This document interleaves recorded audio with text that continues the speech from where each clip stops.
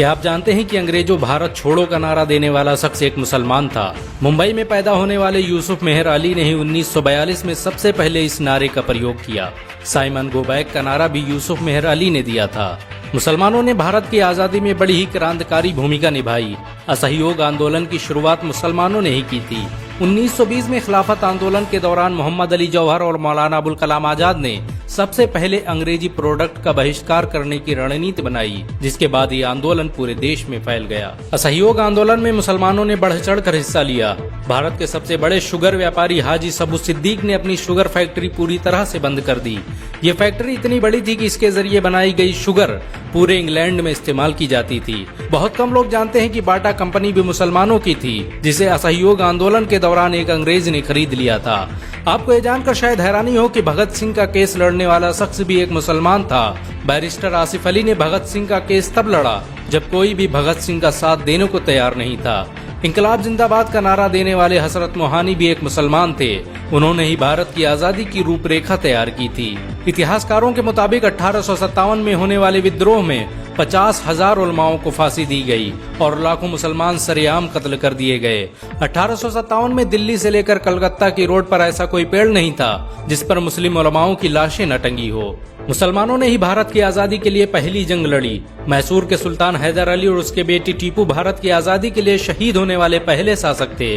मशहूर क्रांतिकारी अशफाकुल्लाह खान सबसे कम उम्र में फांसी पाने वाले भारत के पहले व्यक्ति थे। बहुत कम लोग जानते हैं कि जय हिंद का नारा एक मुसलमान आबिद हसन सफानी ने दिया था। ये नारा आज भी भारतीय सेना और शासकीय प्रणाली में सम्मान स्वरूप इस्तेमाल किया जाता है। तिरंगे का निर्माण करने वाली सुरैया तैयब जी भी एक मुसलमान थी।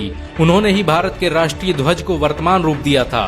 कानपुर में पैदा होने वाले अजीमुल्लाह खान ने ही मादरे वतन भारत की जय का नारा दिया था, जिसमें बाद में कुछ सांप्रदायिक लोगों ने माता शब्द को जोड़ दिया। आपको ये जानकर शायद हैरानी हो कि भारत का पहला राष्ट्रीय गीत अजीमुल्लाह खान ने ही लिखा था। बहुत कम लोग जानते हैं कि मौलाना कासिम नानोतवी ने दारुल उलूम देवबंद की स्थापना अंग्रेजों को भारत से निकालने के लिए की थी। इस मदरसे का मकसद देश में ऐसे नौजवानों को पैदा करना था जो भारत की आजादी में योगदान दे सकें। रेशमी रुमाल आंदोलन की शुरुआत करने वाले मौलाना महमूदुल हसन और मौलाना उबैदुल्ला सिंधी दारुल उलूम देवबंद के ही छात्र थे। मौलाना उबैदुल्ला सिंधी ने सुभाष चंद्र बोस के साथ मिलकर भारत की पहली अस्थायी सरकार की स्थापना की थी और वह भारत के पहले गृह मंत्री भी थे।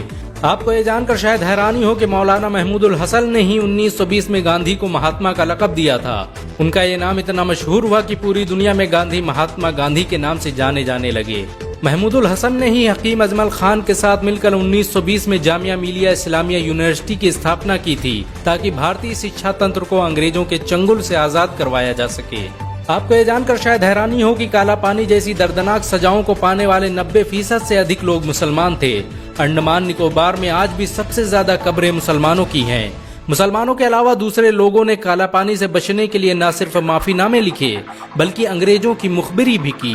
मुसलमानों ने ही अंग्रेजों के खिलाफ सबसे पहले हथियार उठाए। 1772 में शाह अब्दुल अजीज ने अंग्रेजों के खिलाफ फतवा देते हुए ऐलान किया कि अंग्रेजों की गुलामी हराम है और हर मुसलमान पर फर्ज है कि वो अपने मुल्क और देश की आजादी के लिए खुद को कुर्बान कर दे।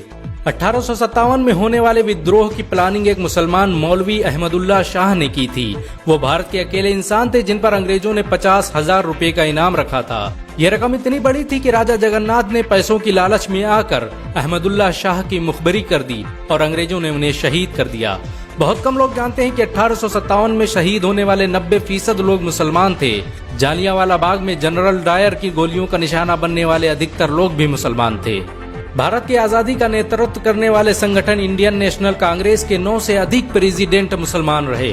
गांधी जी ने अफ्रीका में जहां वकालत की पढ़ाई की, वो कॉलेज भी एक भारतीय मुसलमान का था और वह जब भारत में आए तो उन्होंने आजादी के लिए अली ब्रदर्स के साथ काम करना शुरू किया, जो कि मुसलमान थे।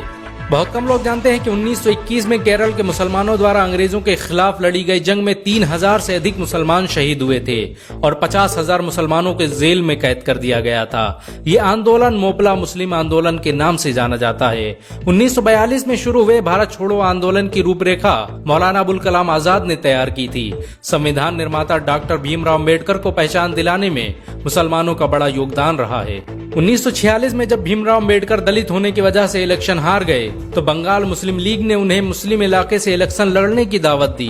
इस तरह भीमराव अम्बेडकर संविधान सभा का हिस्सा बन सके। अगर मुसलमान भीमराव अंबेडकर को इलेक्शन न जिताते तो उन्हें कभी भारत के संविधान को लिखने का मौका न मिलता। भारत की आजादी के लिए सबसे ज्यादा लेख, शायरी, गीत और किताबें मुसलमानों ने ही लिखी। अल्लामा इकबाल के जरिए लिखा गया सारे जहां से अच्छा आज पूरे भारत में गाया जाता है। आपको ये जानकर शायद हैरानी होगी कि देश के लिए शहीद होने वाला पहला पत्रकार मौलाना मीर बाकर एक मुसलमान था। भारत की आजादी के लिए मुस्लिम राजाओं और महाराजाओं ने अपने खजाने खोल दिए। कोलकाता के हाजी उस्मान सईद ने अपना सब कुछ भारत की आजादी के लिए कुर्बान कर दिया। हाजी उस्मान की अमीरी का अंदाजा इसी बात से लगाया जा सकता है कि 1920 तक कोलकाता में बनने वाला हर स्कूल और हर बड़ी बिल्डिंग उन्हीं की थी। कोलकाता के पहले सुपर स्टोर कैश बाजार की बुनियाद हाजी सईद ने ही रखी थी, लेकिन बाद में उन्होंने अपनी सारी दौलत देश को दान कर दी और खुद एक किराए के घर में रहने लगे। अमीर हमजा और अब्दुल हबीब यूसुफ मरफानी जैसे मुसलमानों ने अपनी अरबों रुपये की संपत्ति देश की आजादी के लिए कुर्बान कर दी। सुभाष चंद्र बोस द्वारा अफगानिस्तान में स्थापित की गई सरकार में 9 में से 5 मंत्री मुसलमान थे। भारत की आजादी के लिए देश भर में मौजूद मस्जिदों को किलों की तरह इस्तेमाल किया गया। इन मस्जिदों में सुबह शाम हर वक्त भारत की आजादी के लिए ऐलान हुआ करते थे। आजादी के वक्त कोई मस्जिद ऐसी नहीं थी जिसकी दीवारों पर मुसलमानों का खून न लगा हो। इन सब के अलावा ऐसे करोड़ों मुसलमान हैं जिन्होंने भारत की आजादी और उसकी अस्मिता के लिए अपना सब कुछ कुर्बान कर दिया। सच तो ये है कि भारत की आजादी मुसलमानों के बगैर मुमकिन न थी। भारत आज भी आजादी के लिए मुसलमानों का एहसानमंद है। अगर एक मुसलमान होने के नाते आपको गर्व महसूस हुआ हो तो इस वीडियो को लाइक और शेयर जरूर करें। ऐसी और वीडियो को देखने के लिए हमारे चैनल को सब्सक्राइब करें, घंटा जरूर दबाएं।